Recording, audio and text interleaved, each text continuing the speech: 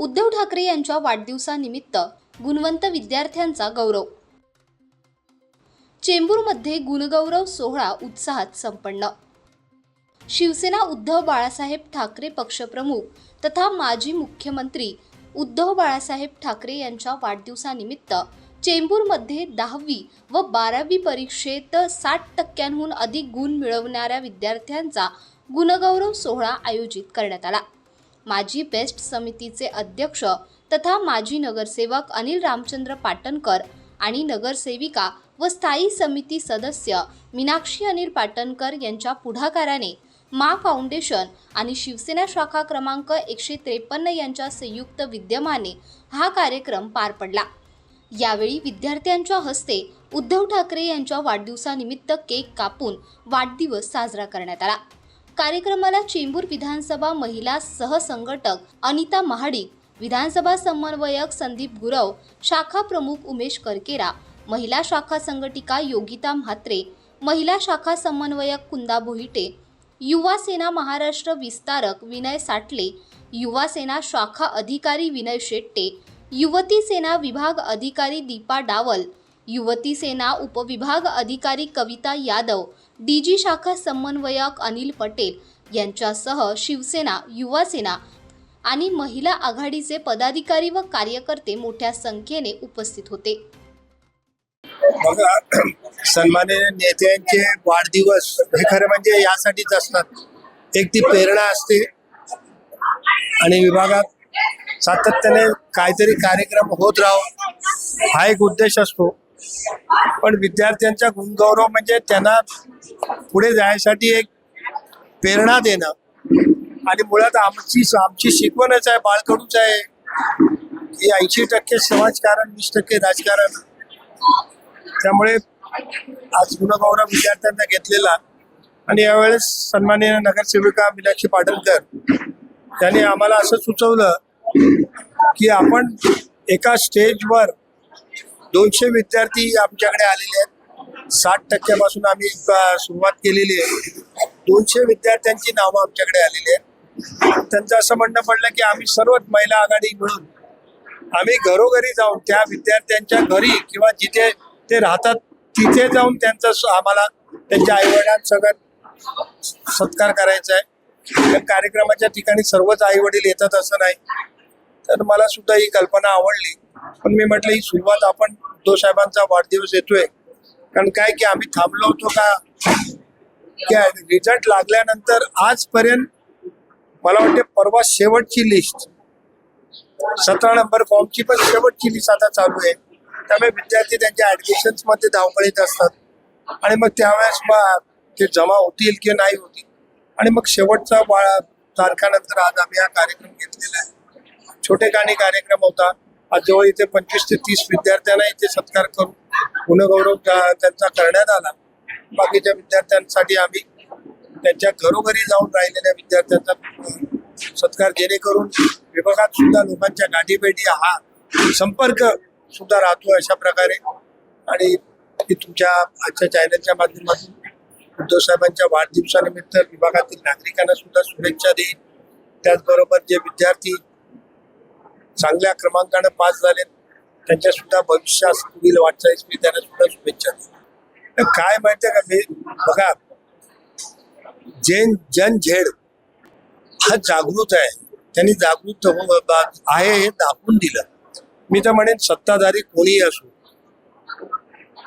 पण जर सत्ताधारी तरुणांच्या प्रश्नावर किंवा अशा जनतेच्या कल्याणकारी प्रश्नावर जर जनता जागृत असेल आणि जनता जर आवाज उठवत असेल तर आम्ही काल सुद्धा त्या तरुण पिढीच्या पाठी होतो, आज सुद्धा आहोत आणि भविष्यात सुद्धा अशा ज्या वेळेला असे प्रश्न उठतील त्या वेळेला आम्ही त्या प्रश्नाच्या बरोबर असू।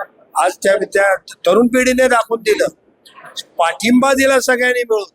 त्यांचं नेतृत्व कोणी केलं नाही किंवा नेतृत्वात आम्ही नव्हतो, पण आम्ही त्यांना पाठिंबा दिला। कारण होय तो जर प्रश्न, कारण 2024 मध्ये जे नीटच्या एक्झाम मध्ये पकडले गेले होते 2 दिवसापूर्वी त्यांना क्लीन चिट मिळाली। मग हे सगळं कोणासाठी चाललंय? जर क्लीनच चिट द्यायची होती मग त्यांना पकडलं का? आणि पकडलंच होतं तर तेव्हा सुद्धा तुम्ही परीक्षा आपण रद्द केलेले का रद्द केली? त्यामुळे जनतेचा जो आवाज आहे, झेडचा जो आवाज आहे, त्या आवाजाच्या मुद्द्याच्या त्यांच्या प्रत्येक प्रश्नामध्ये आम्ही त्यांच्या बरोबर. मुळात काय की अशा आंदोलनात आज कोर्टाची पण स्टेटमेंट आलेली आहे की दोन्ही बाजूने ते बघणार आहेत, पोलिसांकडून पण आणि शांतचितेने जर शांत मार्गाने जर होत असेल तर माननीय कोर्टाने सुद्धा सांगितलंय की त्यांचा तो अधिकार आहे. आणि जर मला वाटत नाही महाराष्ट्रात अजून मला वाटतंय केसेस झालेल्या नाही आहेत. बाकीच्या ठिकाणच्या आम्ही बातम्या ऐकतोय, पण जर उद्या महाराष्ट्रात सुद्धा होत असतील तर चुकीच्या गोष्ट आहेत. चुकीच्या गोष्टीचा पायंडा कोणी पाडू नये आणि त्यांच्या कारण काय एक केस ही त्यांच्या भविष्यात बरीचशी अडचण ठरणार आहे. त्यामुळे अशा गोष्टी झाल्या नाही पाहिजे. नमस्कार. माननीय हिंदू हृदय सम्राट बाळासाहेब ठाकरे यांच्या जन्मशताब्दी निमित्त आणि आपले माननीय माजी मुख्यमंत्री पक्षप्रमुख उद्धवजी साहेब यांच्या वाढदिवसानिमित्त आमच्या विभागातील प्रभाग क्रमांक 153च्या वतीने 10वी आणि 12वी मुलांचा आज इथे गुणगौरव सोहळा आयोजित करण्यात आला आणि माननीय अनिलजी पाटणकर यांच्या मार्गदर्शनामुळे आम्ही हे करू शकलो. खरं तर आम्ही तुम्हाला पाटणकरांनी सांगितलं की मोठा कार्यक्रम घेण्यापेक्षा आपण प्रत्येकाच्या घरी जाऊन आपण मुलांचा सत्कार करूया. त्यांनी मान्य केलं आणि हा आमच्या इथे योगा चालतो, योगा क्लासेस चालतात. माझा भाऊच घेतो ते.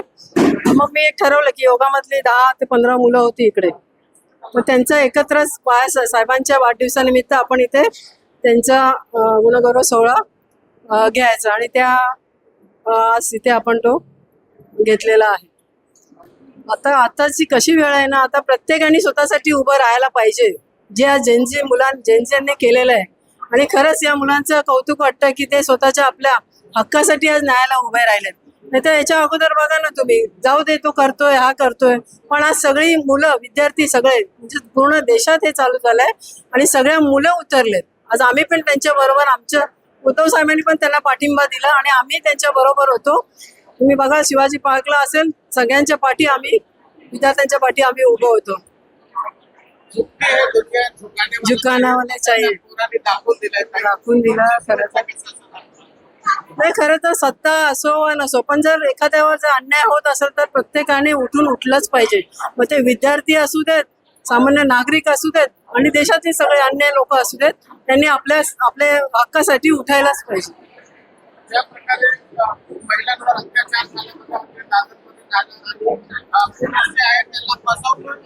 नाही ही जी केलेलं आहे ना, हे खरंच चुकीचं आहे.